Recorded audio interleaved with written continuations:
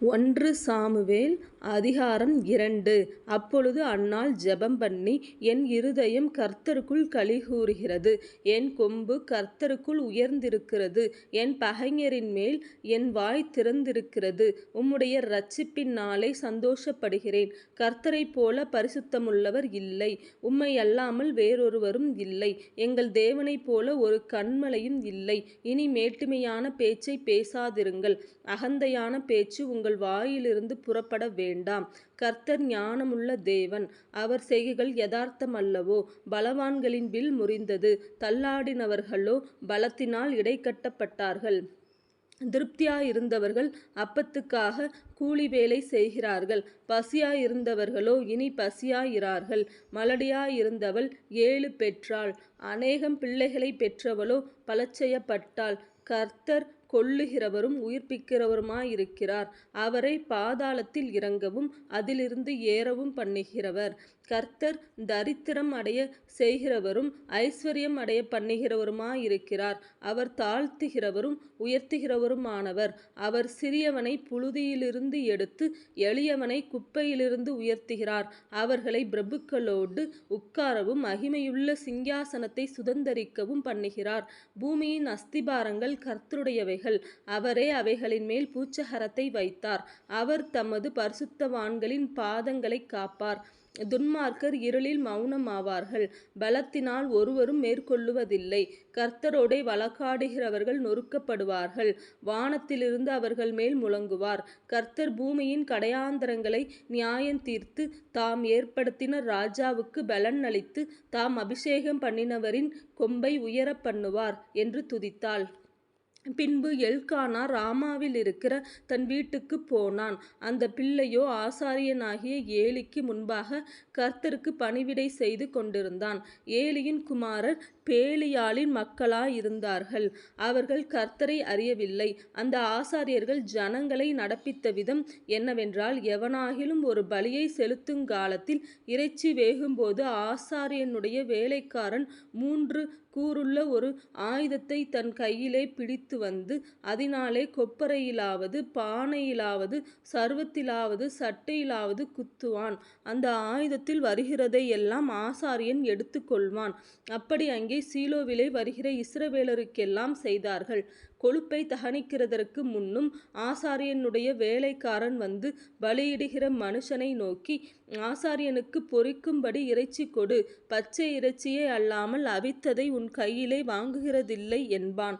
அதற்கு அந்த மனுஷன், இன்று செய்ய வேண்டியபடி முதலாவது கொழுப்பை தகனித்து விடட்டும், பிற்பாடு உன் மன விருப்பத்தின்படி எடுத்துக்கொள் என்று சொன்னாலும் அவன், அப்படியல்ல, இப்பொழுதே கொடு, இல்லாவிட்டால் பலவந்தமாய் எடுத்துக்கொள்வேன் என்பான்.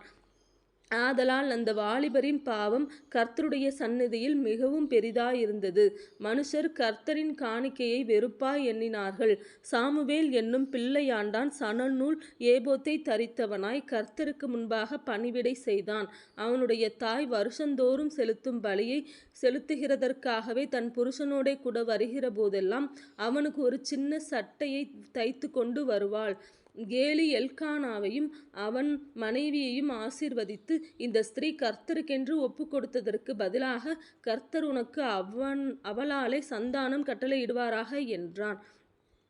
அவர்கள் தங்கள் ஸ்தானத்துக்கு திரும்ப போய்விட்டார்கள். அப்படியே கர்த்தர் அன்னாளை கடாட்சித்தார்.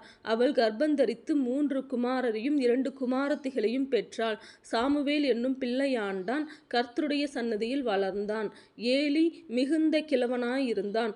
அவன் தன் குமாரர் இஸ்ரவேலுக்கெல்லாம் செய்கிற எல்லாவற்றையும், அவர்கள் ஆசரிப்பு கூடாரத்தின் வாசலில் கூட்டங்கூடுகிற ஸ்திரீகளோடே சயனிக்கிறதையும் கேள்விப்பட்டு அவர்களை நோக்கி, நீங்கள் இப்படிப்பட்ட காரியங்களை செய்கிறது என்ன? இந்த ஜனங்கள் எல்லாரும் உங்கள் பொல்லாத நடக்கைகளை சொல்ல கேட்கிறேன். என் குமாரரே, வேண்டாம். நான் கேள்விப்படுகிற இந்த செய்தி நல்லதல்ல. கர்த்தருடைய ஜனங்கள் மீறி நடக்கிறதற்கு காரணமாயிருக்கிறீர்களே.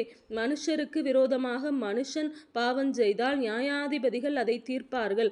ஒருவன் கர்த்தருக்கு விரோதமாக பாவம் செய்வானாகில் அவனுக்காக விண்ணப்பம் செய்யத்தக்கவன் யார் என்றான். அவர்களோ தங்கள் தகப்பன் சொல்லை கேளாமற் போனார்கள். அவர்களை சங்கரிக்க கர்த்தர் சித்தமாயிருந்தார். சாமுவேல் என்னும் பிள்ளையாண்டானோ பெரியவனாக வளர்ந்து கர்த்தருக்கும் மனுஷருக்கும் பிரியமாக நடந்து கொண்டான். தேவனுடைய மனுஷன் ஒருவன் ஏலியினிடத்தில் வந்து, கர்த்தர் உரைக்கிறது என்னவென்றால், உன் பிதாவின் வீட்டார் எகிப்திலே பார்வோனின் வீட்டில் இருக்கையில் நான் என்னை அவர்களுக்கு வெளிப்படுத்தி என் பலிபீடத்தின் மேல் பலியிடவும் தூபங்காட்டவும் என் சமூகத்தில் ஏபோத்தை தரிக்கவும் இஸ்ரவேல் கோத்திரங்களிலெல்லாம் அவனை எனக்கு ஆசாரியனாக தெரிந்து கொண்டு உன் பிதாவின் வீட்டாருக்கு இஸ்ரவேல் புத்திரருடைய தகன பலிகளை எல்லாம் கொடுக்கவில்லையா? என் வாசஸ்தலத்திலே செலுத்தும் நான் கட்டளையிட்ட என் பலியையும் என் காணிக்கையையும் நீங்கள் உதைப்பானேன். என் ஜனமாகிய இஸ்ரவேலின் காணிக்கைகளிலெல்லாம் பிரதானமானவைகளை கொண்டு உங்களை கொழுக்க பண்ணும்படிக்கு நீ என்னை பார்க்கிலும் உன் குமாரரை மதிப்பானேன் என்கிறார். ஆகையால் இஸ்ரவேலின் தேவனாகிய கர்த்தர் சொல்லுகிறதாவது, உன் வீட்டாரும் உன் பிதாவின் வீட்டாரும் என்றைக்கும் என் சந்நிதியில் நடந்து கொள்வார்கள் என்று நான் நிச்சயமாய் சொல்லியிருந்தும் இனி அது எனக்கு தூரமாயிருப்பதாக. என்னை கனம் பண்ணுகிறவர்களை நான் கனம் பண்ணுவேன், என்னை அசட்டை பண்ணுகிறவர்கள் கனஈனப்படுவார்கள் என்று கர்த்தர் சொல்லுகிறார். உன் வீட்டில் ஒரு கிழவனும் இராதபடிக்கு உன் புயத்தையும் உன் பிதாவின் வீட்டாருடைய புயத்தையும் நான் தரித்து போடும் நாட்கள் வரும். இஸ்ரவேலுக்கு செய்யப்படும் சகல நன்மைக்கும் மாறாக என் வாசஸ்தலத்திலே உபத்திரவத்தை காண்பாய். ஒருபோதும் உன் வீட்டில் ஒரு கிழவனும் இருப்பதில்லை. என் பலிபீடத்தில் சேவிக்க நான் உன் சந்நிதியில் நிர்மூலமாகாதவர்களோ உன் கண்களை பூத்து போக பண்ணவும் உன் ஆத்மாவை வேதனைப்படுத்தவும் வைக்கப்படுவார்கள். உன் வம்சத்திலுள்ள யாவரும் வாழ வயதிலே சாவார்கள். ஓப்னி பிணைக்காஸ் என்னும் உன் 2 குமாரரின் மேல் வருவதே உனக்கு அடையாளமாயிருக்கும். அவர்கள் இருவரும் ஒரே நாளில் சாவார்கள். நான் என் உள்ளத்துக்கும் என் சித்தத்துக்கும் ஏற்றபடி செய்யத்தக்க உண்மையான ஒரு ஆசாரியனை எழும்ப பண்ணி அவனுக்கு நிலையான வீட்டை கட்டுவேன். அவன் என்னால் அபிஷேகம் பண்ணப்பட்டவனுக்கு முன்பாக சகல நாளும் நடந்து கொள்ளுவான். அப்பொழுது உன் வீட்டாரில் மீதியாயிருப்பவன் எவனும் ஒரு வெள்ளி பணத்துக்காகவும் ஒரு அப்ப துணிக்கைக்காகவும் அவனிடத்தில் வந்து, நான் கொஞ்சம் அப்பம் சாப்பிட யாதொரு ஆசாரிய ஊழியத்தில் என்னை சேர்த்து கொள்ளும் என்று கெஞ்சுவான் என்று சொல்லுகிறார் என்றான்.